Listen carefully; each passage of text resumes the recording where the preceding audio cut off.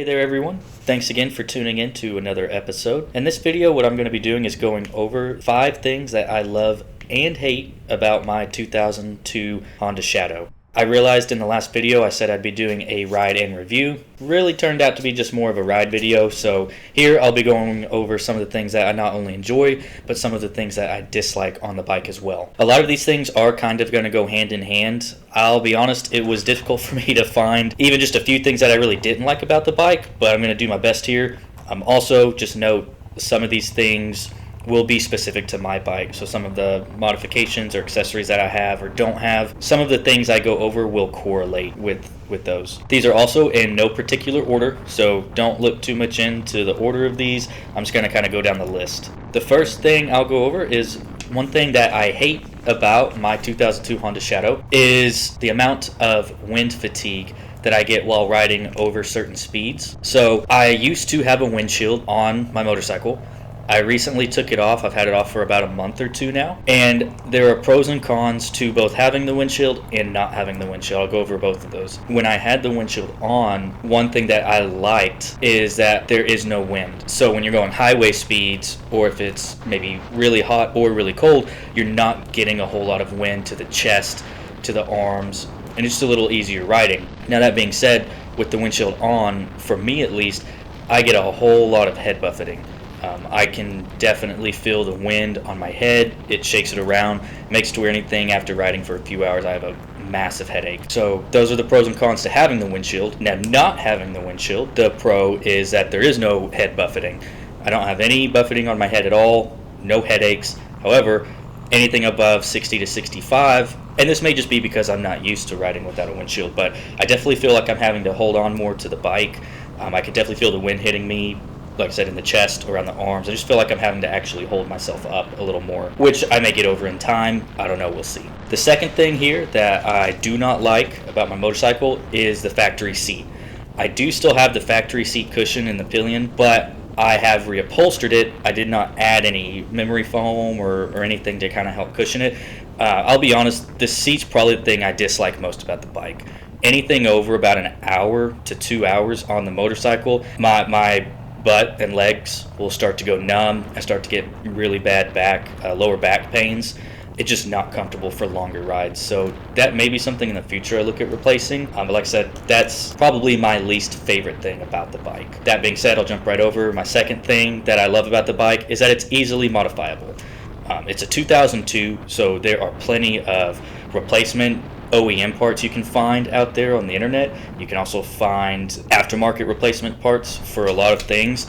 It's a fairly simple bike. There's not a whole lot of bells and whistles to it, so it's something you can find a lot of parts for. It's easy to modify, and so even the things you don't like, such as the seat, the windshield, all that, you can take care of it usually within about a 30-minute to 1 hour session in the garage. The third thing that I really don't like about the motorcycle is the lack of highway power. Now, what I mean by that is because it's at 750. Nobody should ever need more than a 750cc motorcycle. It'll get up to doing about 90 to 100. That's where it starts to max out. What I mean, though, is anytime that I would want to do maybe like a cross-country tour, or just ride on the highway for anything more than a few hours. When I'm driving at anywhere above 75 to 80 miles an hour, which is proper highway speeds, especially in the state of Florida, the bike is borderline redlining. So you don't want to be redlining your bike for that long. Now, that being said, that jumps into the third thing that I do like about the bike. It's perfect for cruising around town. If you're doing anything under 80 miles an hour, the bike is perfect. The bike has plenty of get up and go power. Like I said, it will do up to 100, but you just don't want to ride it that high for very long.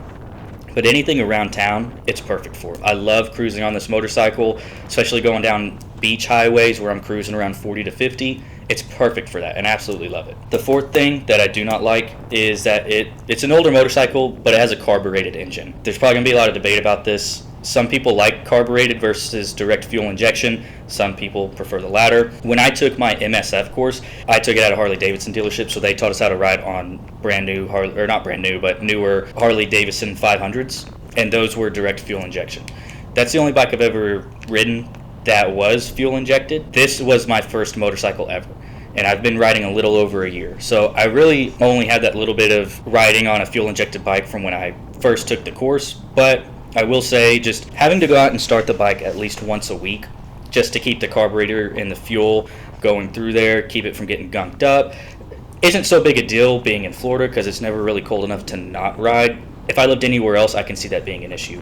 It also just gets old having to go full choke to half choke to no choke, letting the bike warm up, which I know you have to do with fuel injected bikes anyway, but it's just less steps. Now, that being said, the fourth thing that I do really enjoy about the bike, and this really would go for any motorcycle, is the gas mileage. I love that this bike, by the way, also has, I think it's a 3.5 gallon tank. Someone can check me on that, but I think it's a 3.5 gallon tank.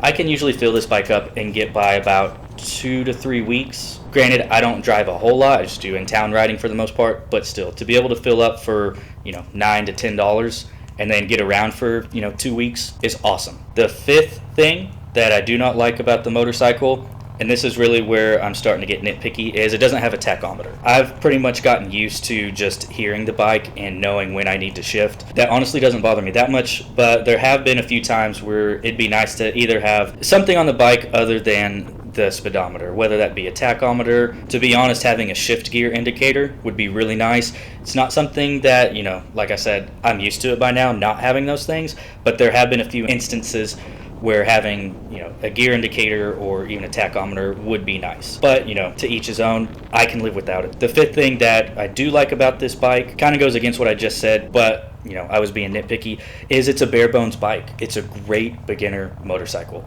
It doesn't have all the, gears and switches that a touring bike might have. It's got your start, brakes, levers, high beam, low beam, turn signals, and that's about it. It has just the speedometer on the tank. There's really not much else to the bike, so it makes it great for a beginner because you have less things to worry about. It's just about you and riding the motorcycle. Alright, and I am going to give one more bonus thing. So sixth thing that I do not like about my Honda Shadow is, at this point, it's dated. It's a 2002 bike. It's 20 years old. Granted, I only have about 16,000 miles on it, so I think the bike will run forever. I'm the second owner on it. It was properly maintained and well kept before I bought it, and I've maintained and kept it since I bought it. That being said, even though it is dated and it's 20 years old, I don't think I'll ever sell it. This was my very first motorcycle. The day I graduated my MSF course, I went out and bought this thing. So it was my first motorcycle. It's the motorcycle I learned how to ride on after I took my safety course. It's a bike I've had ever since. It's my daily rider. I don't think I'll ever sell it, so I've just grown too attached to it. Will I always be changing it and modifying it?